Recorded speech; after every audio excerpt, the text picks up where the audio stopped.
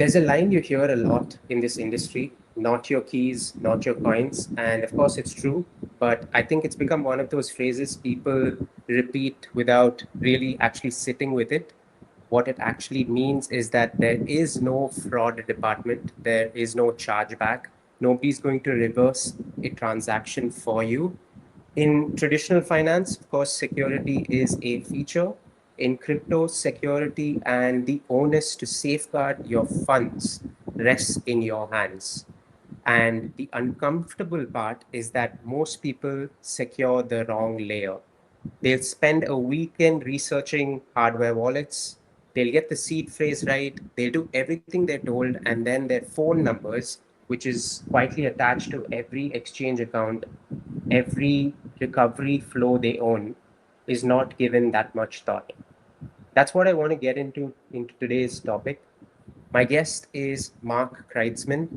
Mark is the chief cyber evangelist at Efani, which is a US mobile carrier built around one specific problem: SIM swap protection. He's got about 25 years in cybersecurity behind him, roughly 9 of those in mobile specifically, and he's helped build companies that were later acquired by Microsoft and by Cisco. Mark, it's an absolute pleasure to have you on. Welcome to the Cryptopolitan podcast. Thank you. Thank you very much. Appreciate it. So, Mark, I want to start probably at the beginning because I think this is one of those terms that actually gets used a lot in crypto circles, and people nod along without fully knowing the mechanics of how it works. And I certainly did for a while as well. Uh, so, let's start from zero. For anyone new to this, could you perhaps walk me through what actually happens in a SIM swap? How does it take place? And I've also heard in some of your past interviews that you have been SIM swapped personally itself. So could you perhaps walk us through what happened there? Yeah, absolutely. So I think the easiest way to start is what is a legal SIM swap? Because a lot of people actually have done SIM swaps or sometimes called port overs, and they don't really think about it or don't know the terminology. Um, so let's say you have an iPhone 12 today, and then tomorrow you want to go get the latest iPhone 17. So you go to the Apple store or you go to your carrier store and you buy the new iPhone 17. And then during that process, you say, okay, I want to port up my number over to this new iPhone 17. And that happens. You walk out of the store, you've got an iPhone 17, it's working. You can call, you can text, use data on it. That is what a legal SIM swap is, or a legal port over. You're just porting your number over to a new phone, or you're basically changing the network to point from the SIM or eSIM in your old phone to the SIM or eSIM in your new phone. So anybody that's had, 2 or 3 phones has gone through this process. Now, what makes it illegal is that a nefarious person is doing the exact same thing, except they're tricking the carrier or bribing the carrier, or they've got an insider that works at the carrier or the phone store, and they're moving the network of your carrier from pointing at your phone over to the phone in their hand. So same process. Your carrier is switching the routing over to this new phone. It's just that the new phone happens to be in the hands of the nefarious person. And what that means is that your mobile service is now dead. You can't call, text, you can't use data, and you can't even call your carrier from that phone to say, hey, I've got an issue, it's not working anymore. And so if you're sleeping, you're on a plane, you're playing golf, or you're stuck in a car, like I was when I got SIM swapped, now you can't even call your carrier, and now it's about time. And then what that means is the nefarious person now can call in your name, so they can call your bank and impersonate you. They can text in your name. They can also receive your text, which means that if they've done their homework on you and they know what crypto applications you use, for example, whether you use Gemini, Coinbase, Kraken, those type of applications, or you're using exchanges and you're trading on exchanges, or your bank accounts, or your hosting, or your iCloud, all of that, they just going to go forgot password, and they're going to reset your account so that you can't even log into your own accounts anymore, because they'll just take complete control over it. And so the more time they have, the deeper they can go, the more emails they can get into. That means they can also get into like reset authenticator apps, for example. And so we can get a little bit more into like the dangers of what all the things they can do. But I'll go into the story of what happened to me. So at the time, I had about 19 years of building cybersecurity companies, and mostly on the enterprise side. But I understood that what a SIM swap was at the time, and so I had set my profile up at the carrier to have the PIN and to say that it required me to be physically in a store with my driver's license and my passport to make a change. And I thought that would keep me secure. But I happened to be driving on my way to my parents', and I was in the middle of the Arizona desert between Tucson and Phoenix. It's basically a straight highway, it's just dirt out there. And all of a sudden, my phone went dead on me. And there's no phones out there, there's no pay phones. And so I ended up having to drive about 50 minutes to my parents' house, which I was on the way to visit. I got close enough to the garage where the Wi-Fi kicked in and 6 password resets went on my phone. So somebody had stolen my mobile account away, and then one by one started resetting my passwords. Now, by the time that I got in the house, my dad wanted to give me a hug and say, "Oh, great to see you." And I'm like, got an emergency. He ran in his office, called the carrier, and it was very difficult for me to get verified because now they thought I was the hacker. So they go into liability protection mode. And now they don't try to, but they end up protecting the hacker more than they end up protecting you as the paid customer. But once I got through that process, then it was determined that actually not only did they steal my mobile account away, but they had control of it for 61 minutes and then ported it back. And I didn't even know that was possible. So now my mobile account was working again, but they had control over it. They reset those passwords. At the time, I had 2.2 Bitcoin in my Coinbase account, which is now gone. But they got into an email account, a cloud account. They did get into a bank account and a second cloud account. But fortunately, 2 of those 6 were empty. So there was nothing, there's no money in it. And the cloud account was one I hadn't started using yet. But even the email account, like I didn't know, I could get any information from the carriers because I wanted to know if this is a professional or not. Because imagine, even if they don't steal money from you, but let's say they sync up an email app, and for 61 minutes they're downloading and syncing all of your emails. How could they go back 6 months, a year, 2 years? Could they go into your email account and then just go to one of these quiet settings that says BCC or CC every outbound email to this other email account, to where maybe you've recovered your number account, you've reset your password, but now every time you send an email, it's actually sending an email somewhere else. These are the kind of things you have to worry about. And yeah, it's pretty devastating. In fact, it's one of the reasons why Efani exists. I was actually was working on my own crypto startup, which was an SDK. You could integrate it into any mobile app that you wanted to turn any app. Could be cricket, Formula One, tennis, and you could integrate this app, and it would integrate this token platform and system, and within a couple hours you could turn any app into a crypto app. But they got it actually into the hosting and affected that startup as well. But I was so angry, I found the only person who said they had solved it. That person happened to be one of 4 guys building one of the biggest Bitcoin ATM networks in the world. And we kind of hit it off because we were both into Bitcoin at the time. And I was doing a crypto startup. He's doing a big Bitcoin startup. He had been SIM swapped multiple times. And I said, hey, this is what I do. I help founders build cybersecurity companies. I'm pretty angry. I can't sleep. I haven't slept, for 2 months. I want to help you. And the first thing we did was change the name to Efani. And I think around October, November this year will be our 7th year anniversary. Yeah, I think what actually gets me about this entire thing is how low tech it almost sounds. It's something because it doesn't get the attention it deserves in crypto. It doesn't sound like a sophisticated hack almost that you usually hear in crypto. But in our world, the stakes are very different, right? Every industry, of course, has an account takeover problem, banks included. But I think the difference is the money can't actually be clawed back in crypto, right? And on top of that, the on ramps, the off ramps, all are sitting on the same device, whether it be an exchange app, the email that resets the exchange app, the SMS code that comes in, everything lives on your phone, right? Uh, I also came across a very interesting report published by Efani, and I just wanted to get into that as well.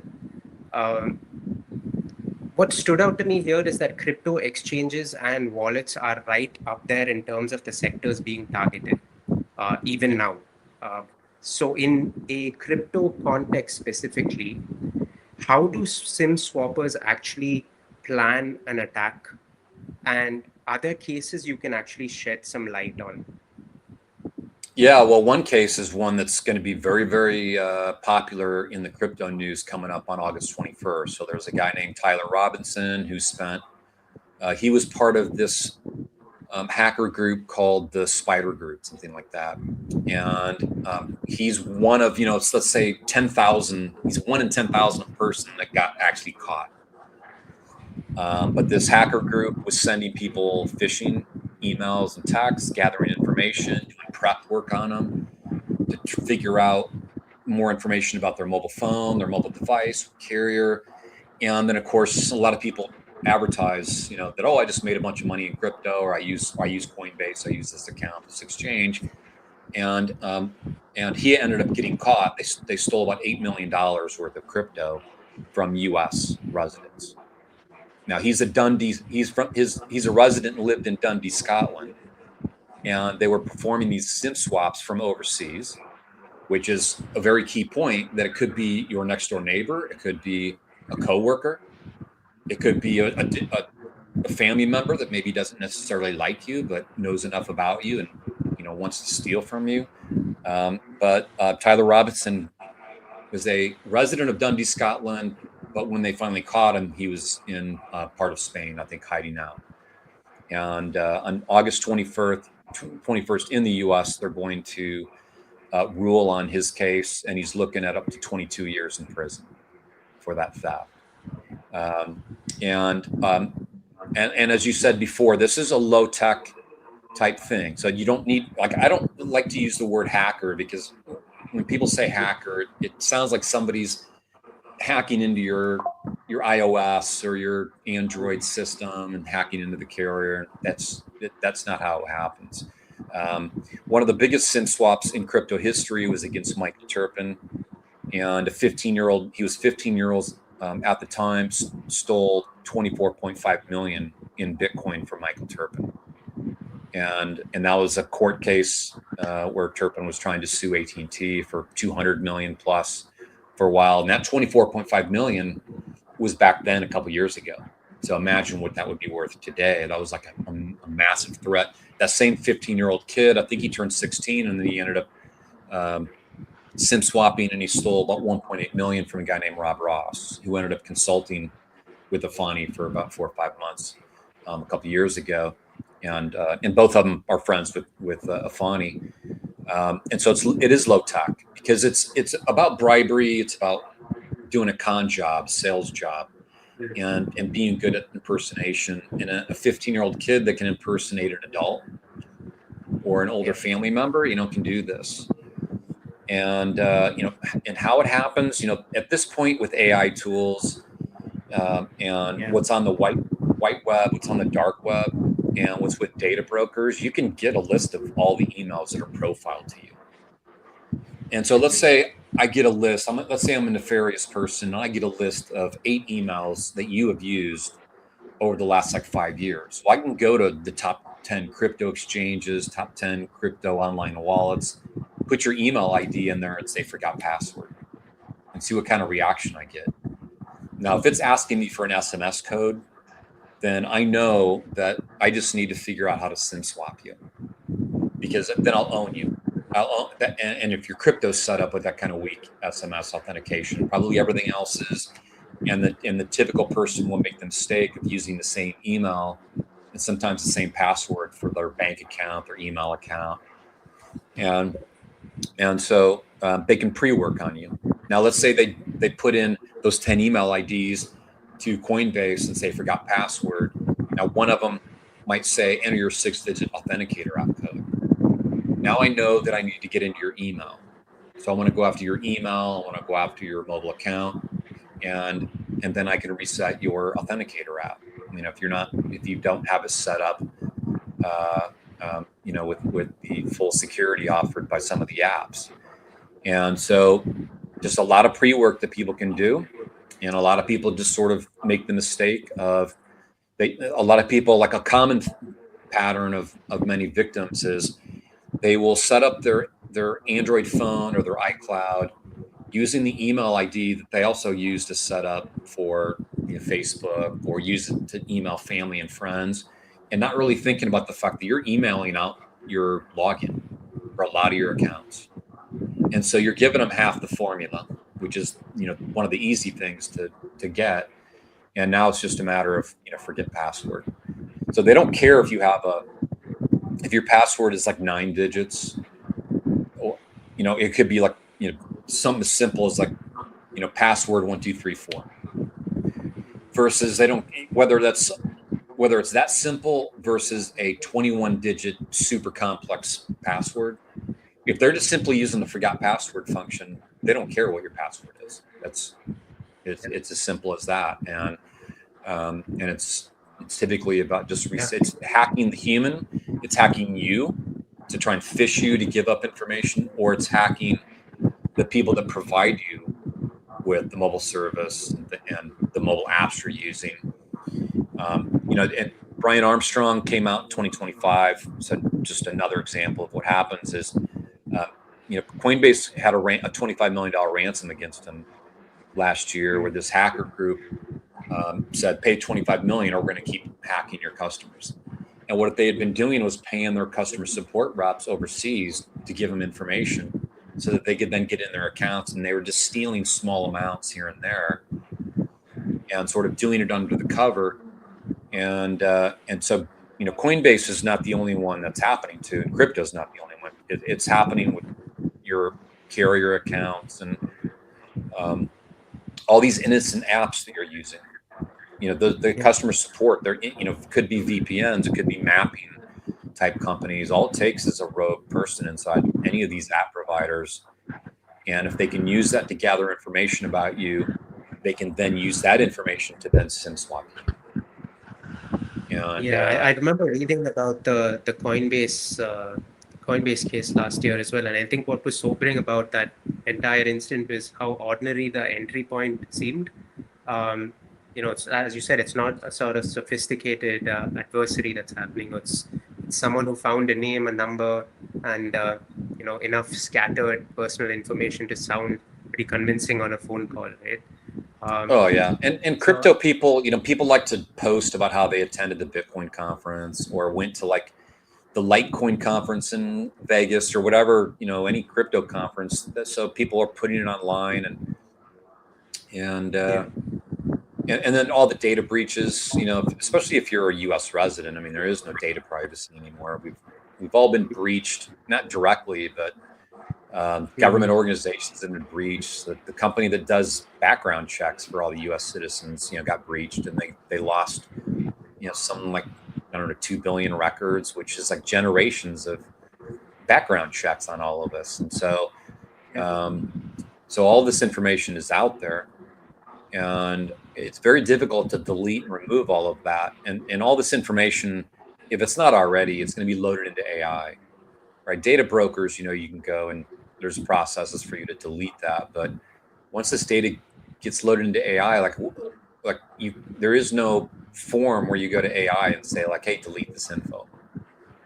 And so AI is going to become extremely dangerous over the next couple of years, because there's AIs out there where, they just remove the guardrails, and they'll be able to prioritize. Question that I wanted to sort of like ponder on as well is, someone listening to this on their commute, normal carrier, meaningful holdings on their phone. What would you say are some of the precautions that they can possibly implement right away to stay protected?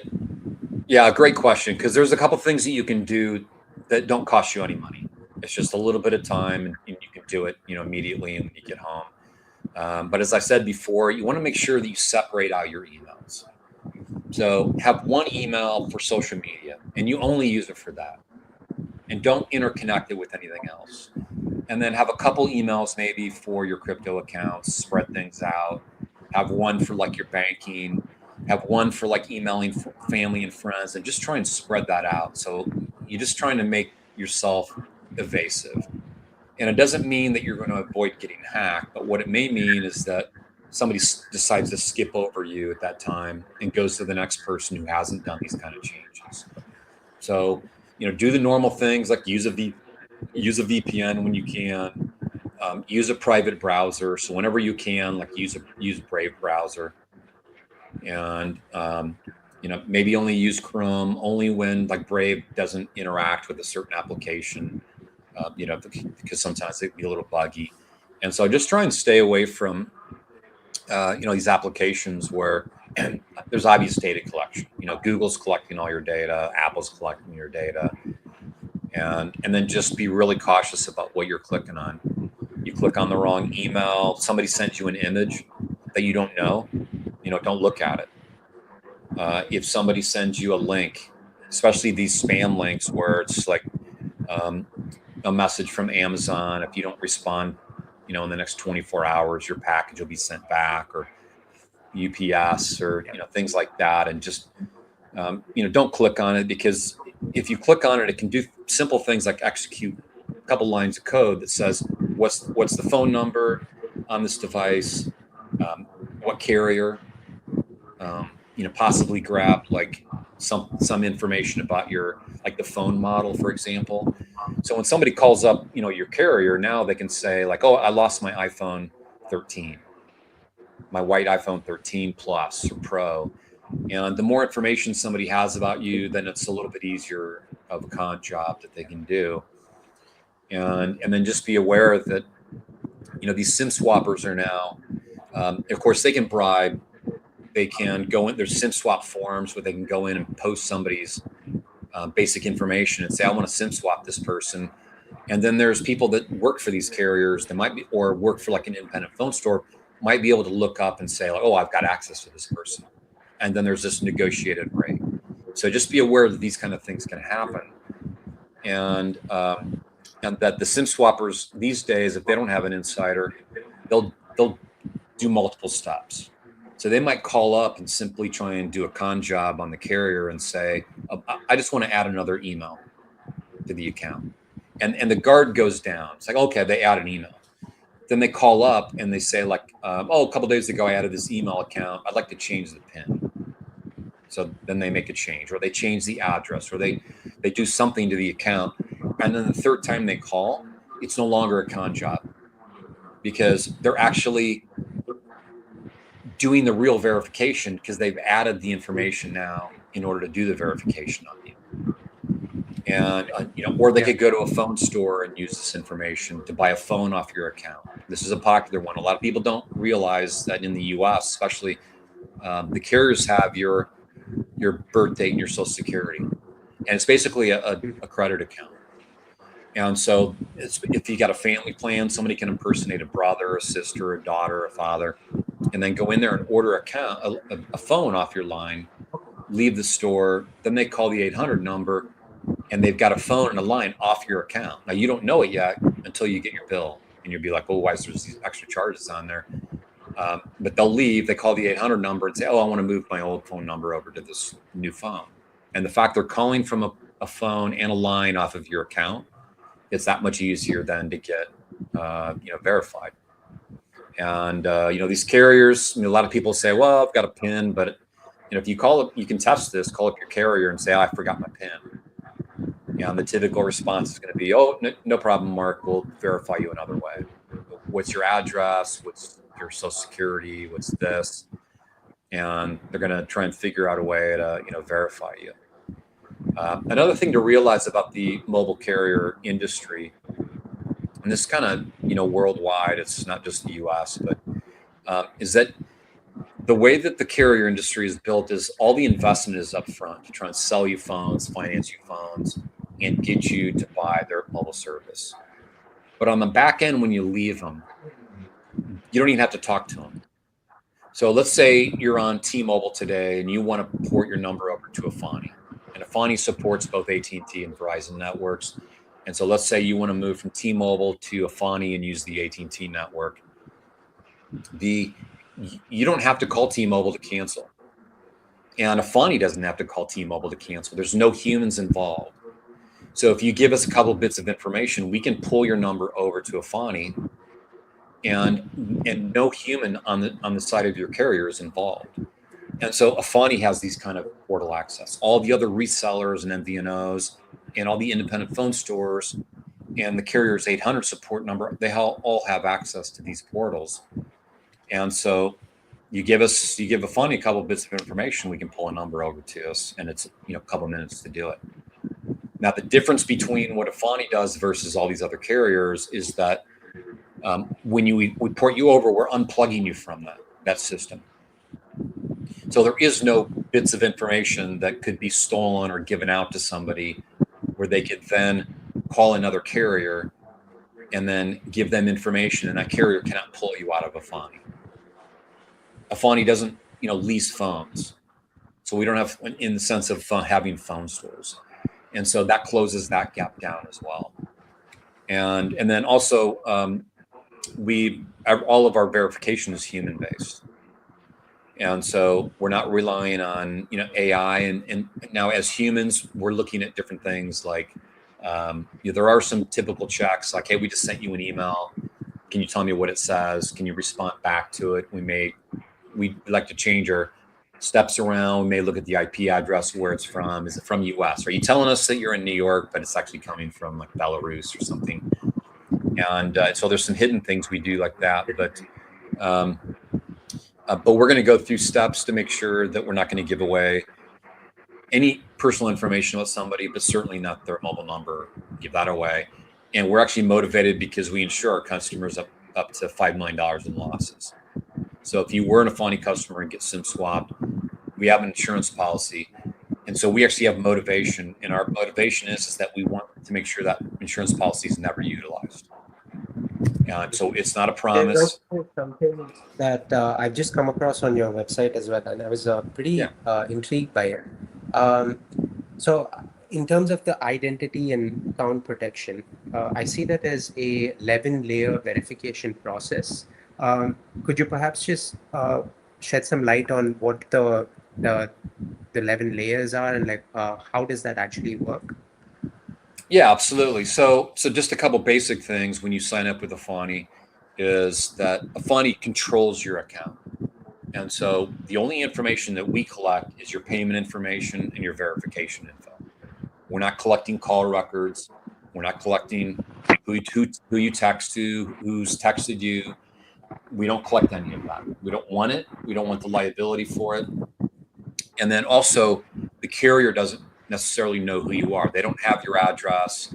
We don't even collect your birthday, social security. So to a carrier, you look like you're just an anonymous executive, or you're part of this executive team.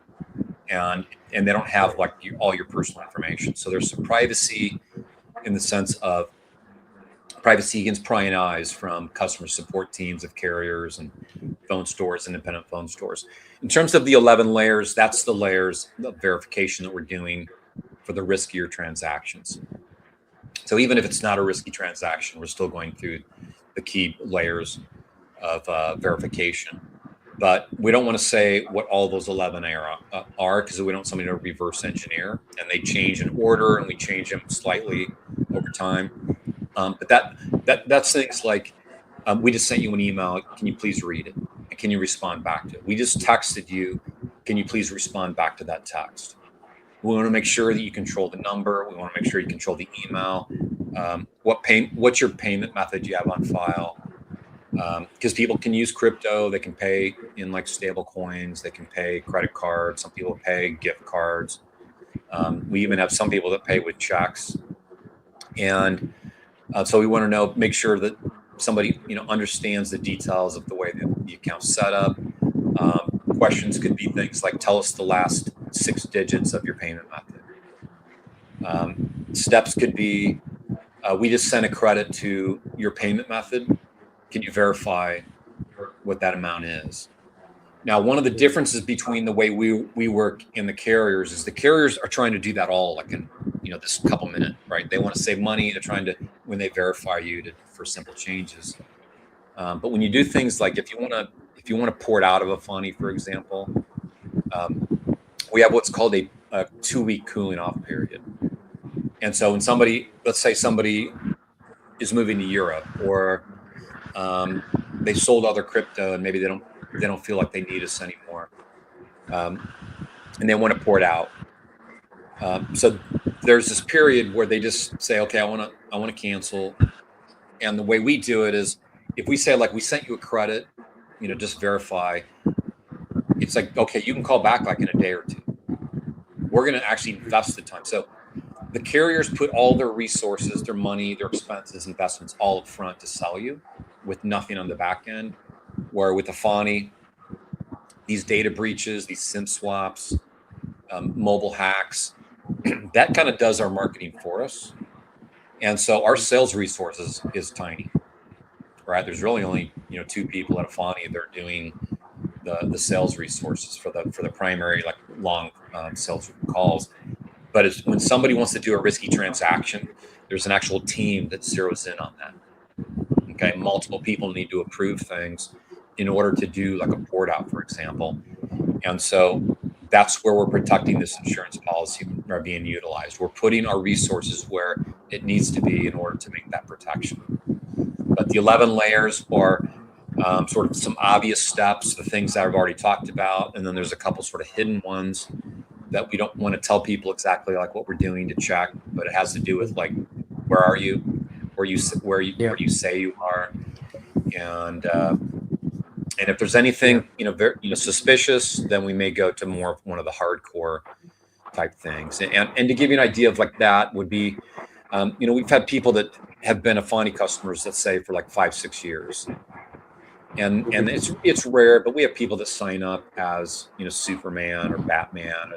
They're just kind of like more preppers, and they don't use it for banking transactions. And then over 5 years, they forget, what alias they use. They forget that they don't have access to email and all of that. And so the very, very extreme that we've had to go to would be to identify you like on a social media account, and then picking up two people that know you and they have to vouch for you. But that's like, out of thousands and thousands of customers, we've maybe had 3 or 4 people that have fit into that model.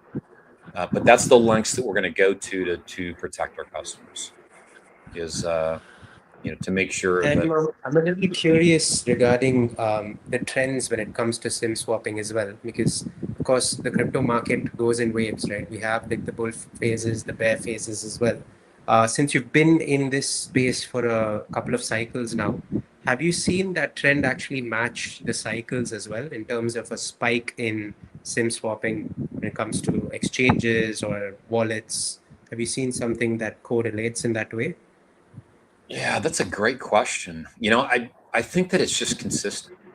I think it's been fairly consistent, and it consistently grows. Because I think that the hackers don't. The hackers that are in the crypto space are typically, I'll make a guess here. I'm going to make an assumption. They're really into crypto, and they want your crypto. They don't care which crypto it is. They're going to steal from you. If you have $3,000 in a Coinbase account of Dogecoin, they don't care. If they can invest less than an hour, maybe even 15 minutes to steal $3,000 of Dogecoin that they're gonna convert to Monero and send it to 10 different accounts and turn it back into Bitcoin, you'll never find it again. I don't think they care. I think in the crypto space, they just want your crypto. And I don't think there's a trend. I think there is a trend in purchasing patterns for Efani. And when crypto goes through like a downtrend, then I think that the interest level kind of wanes, and because people just sort of kind of forget. But in terms of the hacking, it's consistent. And I think that those sort of dead spots actually are more dangerous, because if you sort of lose interest or you're bored, like let's say you've got, $30,000 or more in Bitcoin, and because it's down, the news is boring, it's flatlining, you just don't really think about the security part of it. I think that actually is sort of a more dangerous time. Whereas when if Bitcoin was skyrocketing, you're gonna be conscious and like, man, I don't want to ever lose this. And it's painful. When I lost the 2.2 Bitcoin, that was back in 2018, and Bitcoin at that point was somewhere around like $800 when I got hit. And so it wasn't like this devastating, thing to me. And like within a week, I think I had bought two more Bitcoin. And so Yeah. it was like, okay, like this is bad, but I still kind of look back and I'm like, man, I do the math now. And I've talked to people, victims 3-4 years ago, where they lost 1.2 million, they lost 600,000. One of the most devastating calls I had with this lady out of Oakland who lost. She bought one Bitcoin when it was like $500, and when she got SIM swapped, it was I think $34,000. And somebody had bought an iPhone off of her account. She got SIM swapped. Her mobile account didn't, stopped working. She waited. She didn't know what it meant. She went to the phone store the next day, and they're like, "Oh, we see you bought a new iPhone." She's like, "That wasn't me." So they took that off of her account. They got her number back, and it was working. And then she went home, looked at her Coinbase account, and her balance was zero. And I could tell from her voice that 33,000 was everything in her life, like everything. And it was like, I've talked to people that have lost, like I say, 600,000 or more. But that one that was 33,000, 34,000, like it was devastating to her. And it's like, how'd you even hear about us? And she said, well, I contacted the FBI, the cybersecurity unit in San Francisco, and they told me to call you guys. It's like, okay, well, that's kind of, I guess, one positive thing out of it is the FBI is aware Yeah. of us. And I actually sat on a panel, FBI panel in the past. And, but yeah, it's like when that happens, it's too late. It's, I it's think painful. I know I didn't sleep for like 90 days when it happened to me. I didn't use Wi-Fi for 90 days because when I woke up at yeah. 3 a.m., 7 a.m., 9 a.m., I'm looking at my phone. Do I have LTE? Yeah. And I was afraid Yeah. if I woke up with Wi-Fi on, I'm getting emails. I'm getting, you look at your phone, there's activity, and you might not realize that your phone service is actually dead. Yeah. So it's Absolutely. like a PTSD, like a digital PTSD. Not to take anything away from people that have actually fought battle, but it is sort of like this Absolutely. thing. Which, so every time you get on a plane, you have to think about it. Like Yeah. one of our original set of customers that we ended up getting was a particular airline out of Orlando as flight attendants, or the pilots.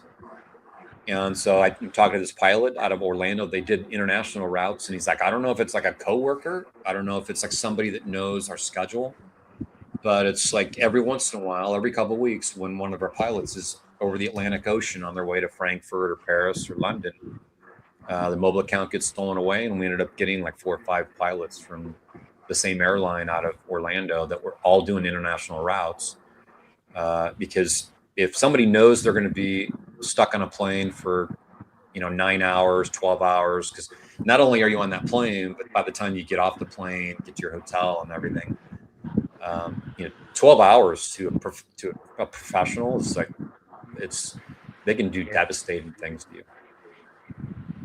I think the point on the market as well, since we are at a sort of phase in the market where there's a bit of apathy setting in, a little bit of boredom, sideways movement, but I think this entire topic is very pertinent right now because people might lose interest in the security side of things right now, as you said, and this is perhaps the perfect scenario for people who want to take advantage of it, right? So I think this is a very relevant topic to actually, keep in mind, especially if you're holding a lot of crypto in your phone, your wallets, and all Yeah. of the wallets like your MetaMask and so on. Uh, Yeah. Mark, I think this has been really, really insightful. I think the thing I'll take away is that a lot of people are overlooking a very uh, vital layer of security when it comes to crypto. And the layer they're ignoring is the one everything else depends on. Uh, I suppose to close this episode, Mark, where can people find you and find out more about Efani?